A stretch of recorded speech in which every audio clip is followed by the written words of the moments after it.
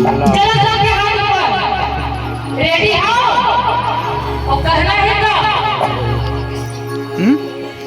अरे तत्ता मिला रे तू, अरे तत्ता मिला रे तू, रचना की बोल चलाए। ताली बजा जी कदे कर जाबो का था कैसे भैया हो कहीं भी कचला मार ताली बजा जी लेकिन सबके हाथ कहीं भी कचला मार दे कोई देखा नहीं देगा ताली सबके हाथ में बजना है। चलो सबके हाथ ऊपर बाबा जी के नाम से ए दिलेश कहना है का पाउच कहाँ है तेना बाबा धाम से